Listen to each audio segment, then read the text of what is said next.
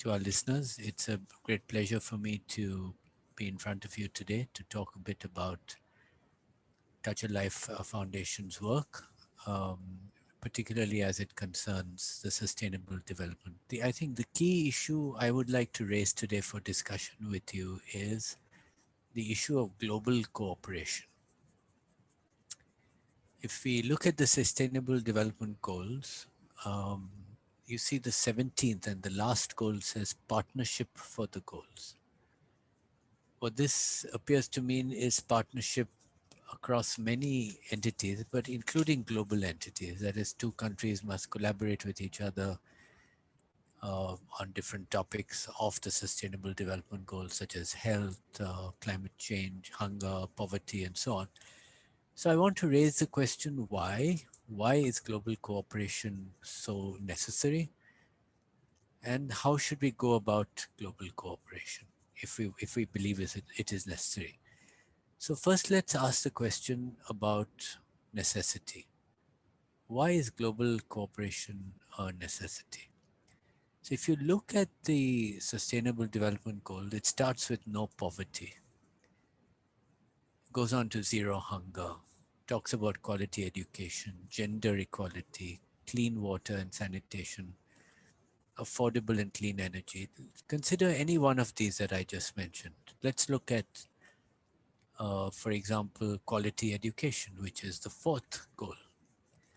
Now, why would we need to collaborate globally to achieve quality education in any location? That's normally the duty of the government of the country to finance and make available for access to all citizens of the country or all residents of the country a quality education.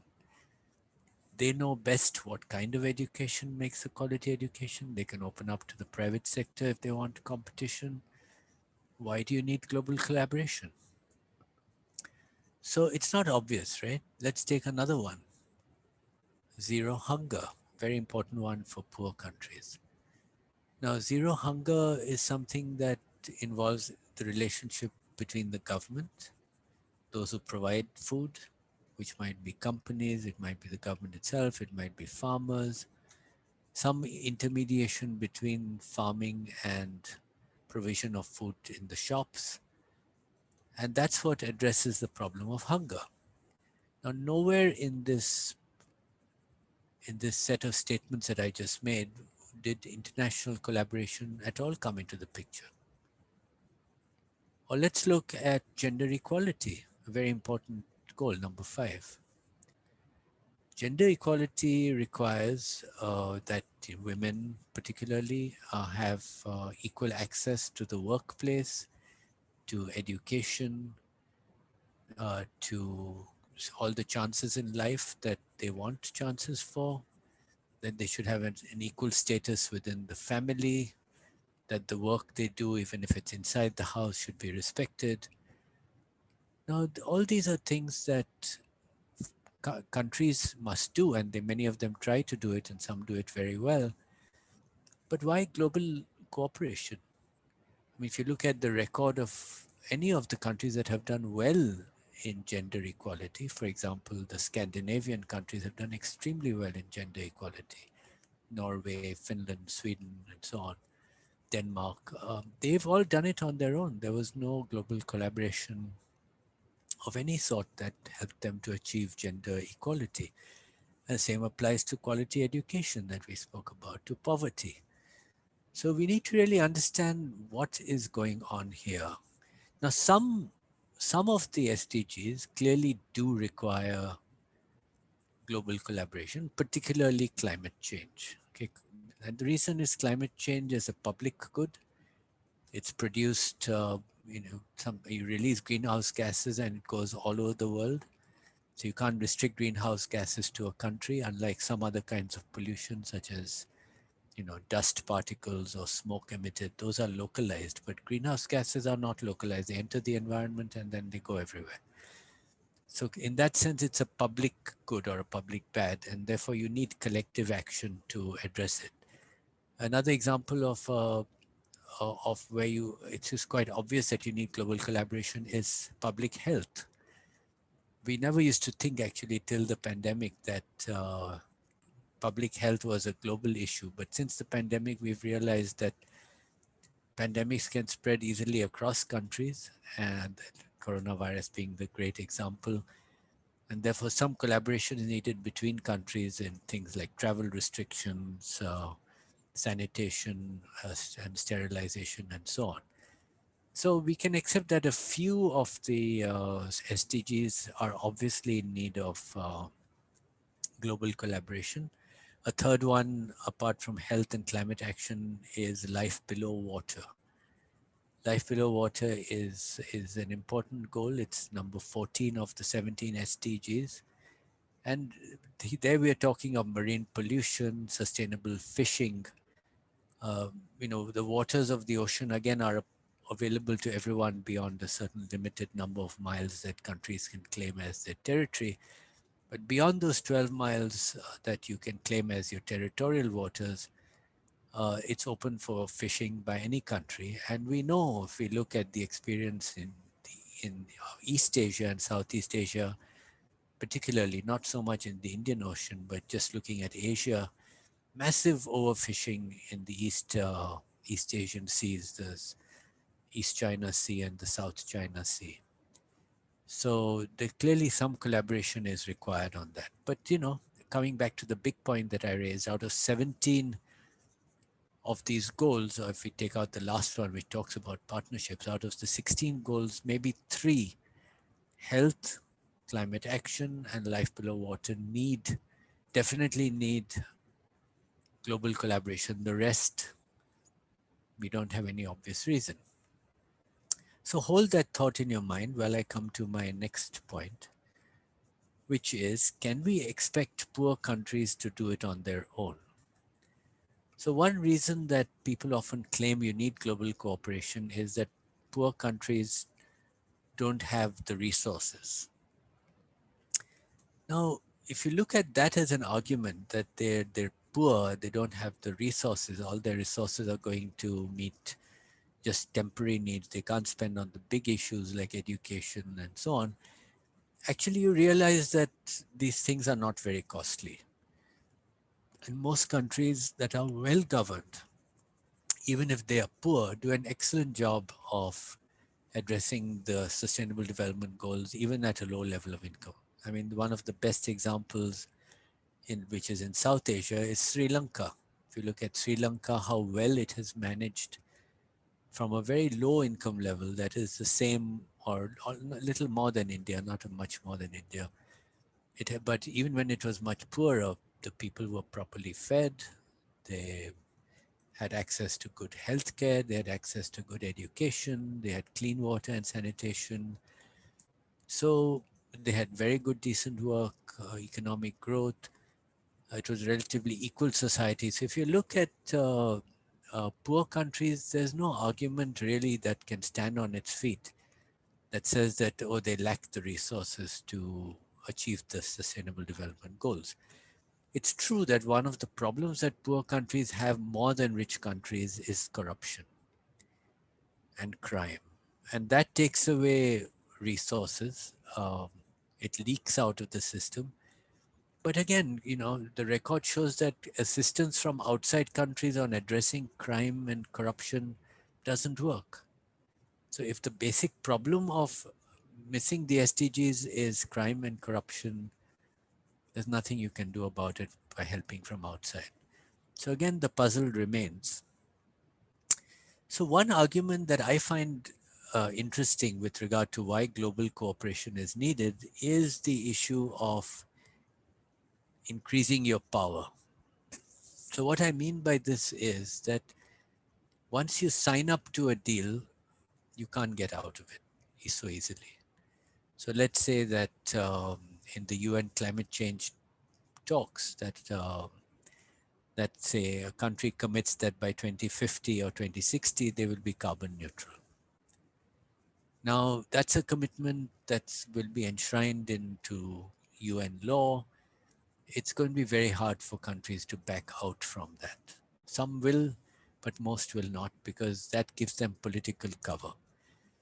So collaboration certainly brings the advantage of addressing some of these SDGs in a more successful way. But again, coming back to most of the SDGs, things like poverty, education, and so on, then nobody is asking for any commitments. So it's really left to the country. Now, what are the problems that countries face? I mentioned if you're poor, you face a problem of crime and corruption. But there are other problems as well that stand in the way of achieving the SDGs. One of them is nationalism. So if collaboration is needed, if countries say, "Oh, my country first and last," then what happens? The advantages of global collaboration go away.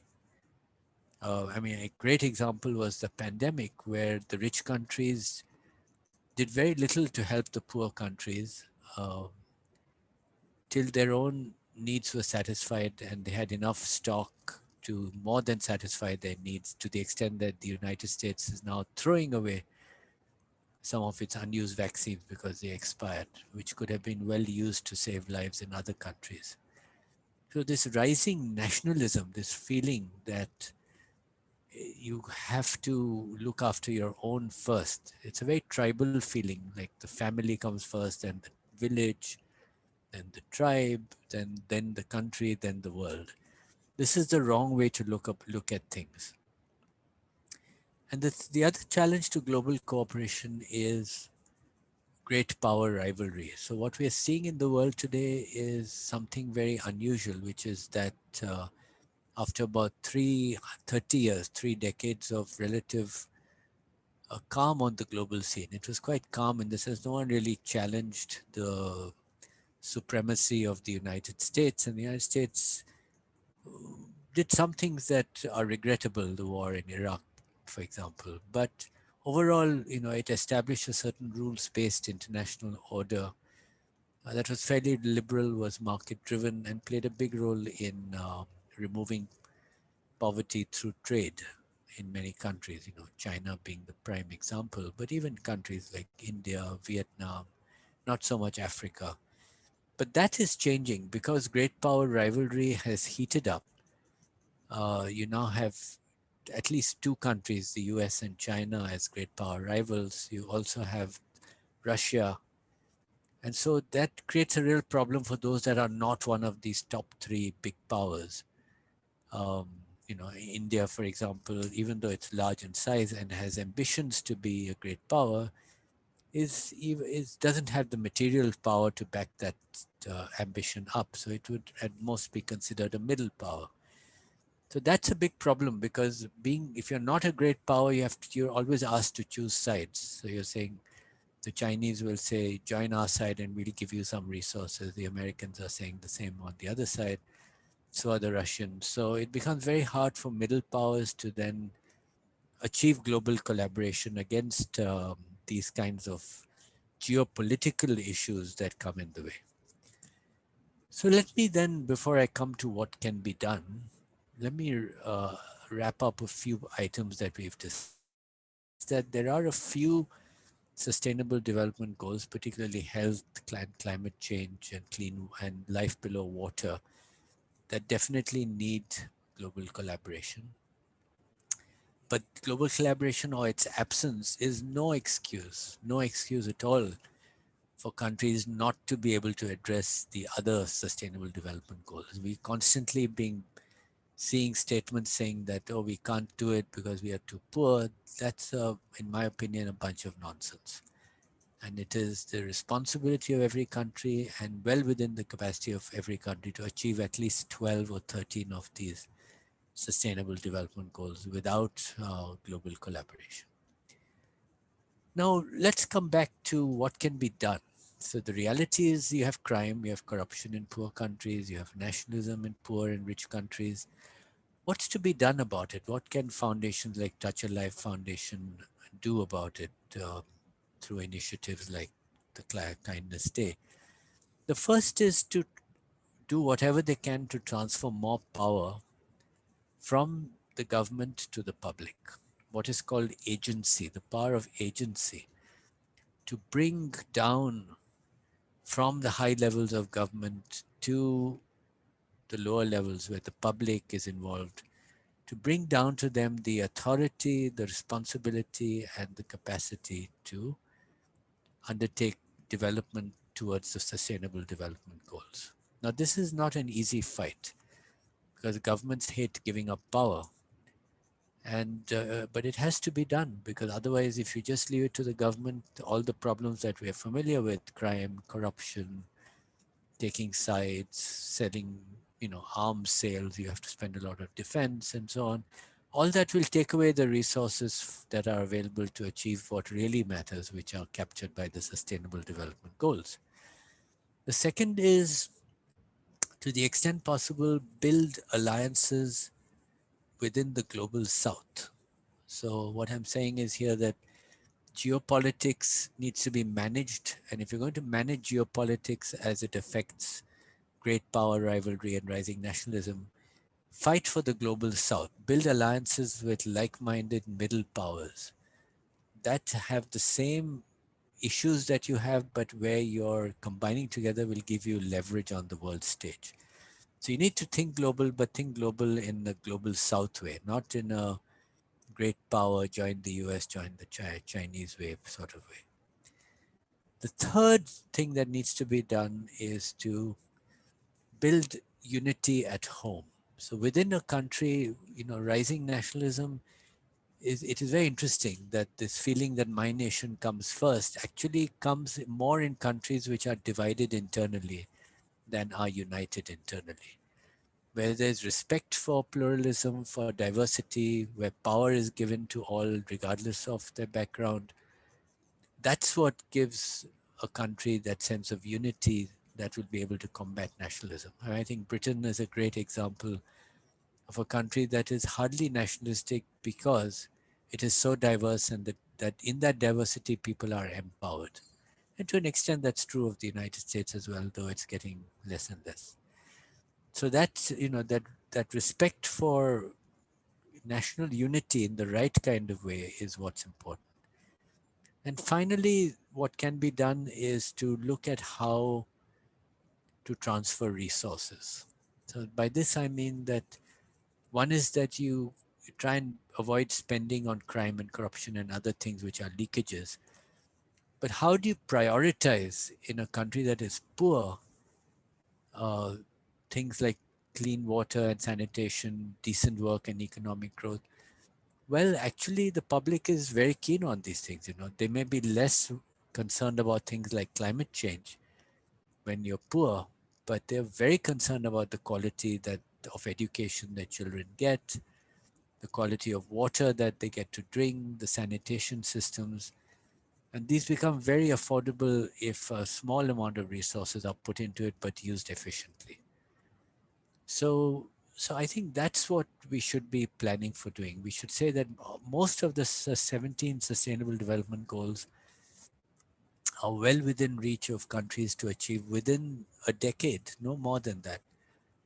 And what needs to be done is a few things: the power of agency, global thinking, national unity, and the transfer of resources. These four things, if they're done, would help a country achieve the SDGs through internal work. And then global collaboration can be used to address the public goods components or the public bads, that's climate change, life below water, and the issue of pandemic health related health. Okay, with that, let me wrap up my presentation, and thank you very much for listening to me.